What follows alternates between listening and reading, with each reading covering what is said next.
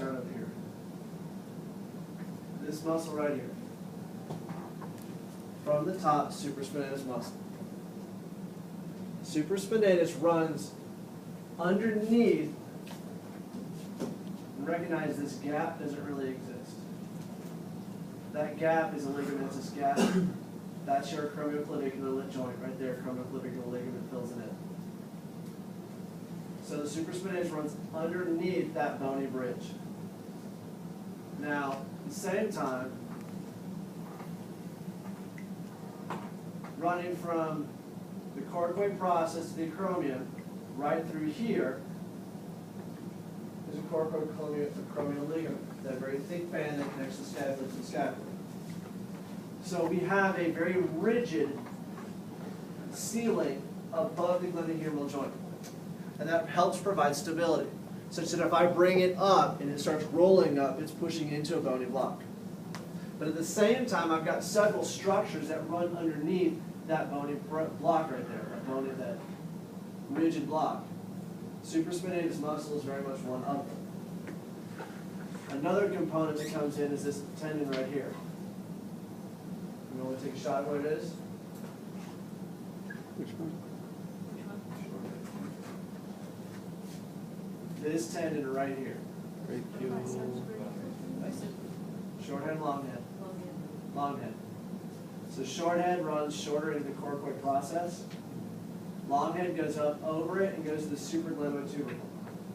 So the top of that glenoid, the top of that concavity, there's a little bump up top, and that long head tendon goes up into it. So we've got this, and a bursa that fits up in there as well. So let's say for an instant that we have a lack of stability within that location, and that humeral head is shifting around a little bit. We run into a very significant problem where if there gets swelling either in the tendon here or in the muscle here, there's no space for that swelling to go. So you're going to get impingement. You're going to impinge, squish that muscle up into that bony block. And we'll talk about this in ortho because there's a couple of different ways to do it. But we can tear that muscle up either from the top because it's tearing into the acromion or from underneath as the humeral head actually rubs it raw underneath.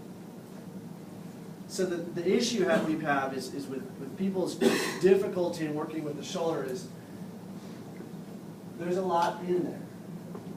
And then they get that kind of immediate freak out like, oh my God, I don't know what that is. I'm just going to leave it alone. But it's not, if you can, again, just like always, if you can compartmentalize where things are, you've got a better notion of what can happen. Biceps long head actually inserts into the cartilage cavity of the glenoid. So, much like we talked about irritation with the MCL into the medial cartilage of the knee, that insertion point there, if you yank the biceps tendon hard enough, you can actually pull the meniscus off of the bone, which would be another form of an injury. Now, the difficulty then in evaluation is trying to identify, is it a problem with the biceps tendon? Is it a problem with the cartilage? Is it a problem with the cartilage connecting to the biceps where it got pulled off? So if you understand the structures, you have a shot at trying to figure all that out.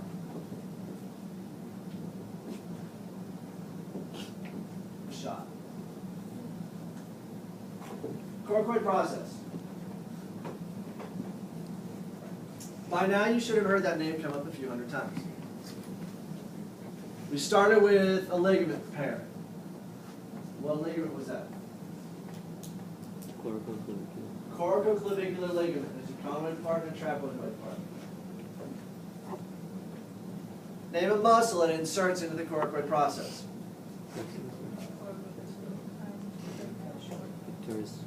Pec minor for sure. We've talked about it. We haven't talked about that one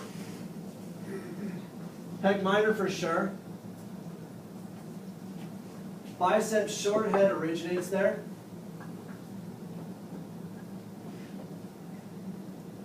And then we get another one which is hiding underneath, plungicoracobrachialis. which helps with shoulder forward flexion. So there's a whole lot coming off that bony landmark. Okay, 3 muscles, 2 major ligaments, then you add in the 3rd ligament, which is the coracoacromial ligament, making it 3 ligaments. There's a lot going off of that one little landmark.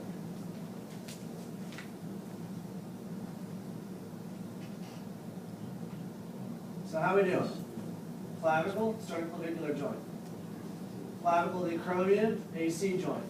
AC ligament, stabilized by the coracoclavicular ligaments, conoid and trapezoid parts.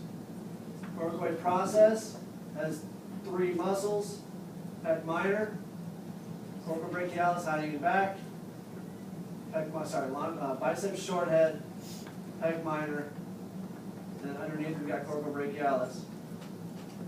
And then we have the 2 ligaments, the coracoclavicular ligament that we talked about, and then on top we've got the coracoacromial ligament. We go around the back, we have the 4 rotator cuff muscles, the sits muscles, supraspinatus, infraspinatus, teres minor, subscapularis. The first 3 of those insert into the greater tubercle. The 4th one subscap.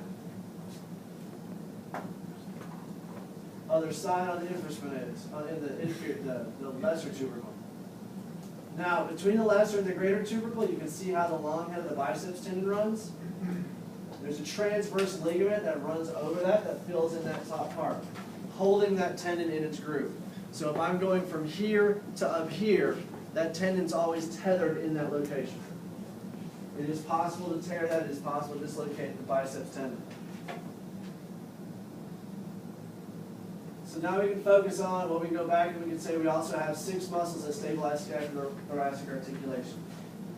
What are the 6 muscles?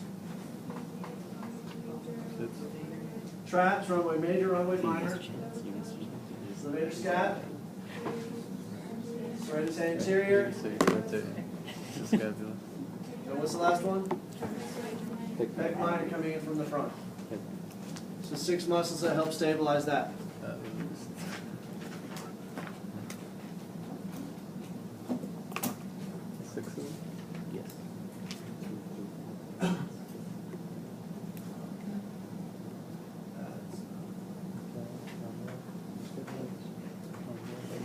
So, talking about scapular stabilization, we can start pairing these muscles together. We can start talking about force coupling. So, protraction and retraction. You have your serratus anterior with the trapezius. You have your pec major, pec minor, not so much pec major, but certainly pec minor, and serratus in with the rhomboids. So, you get with the rhomboids in as far as retraction, pulling the medial border in, and going laterally, pulling it outwards, you have the serratus anterior. The pec minor, by tipping it, actually helps protracted as well. Force coupling, elevation, depression. You have the upper traps in the serratus anterior. Serratus anterior is going to pull down because if you remember, those finger-like projections have a downward pull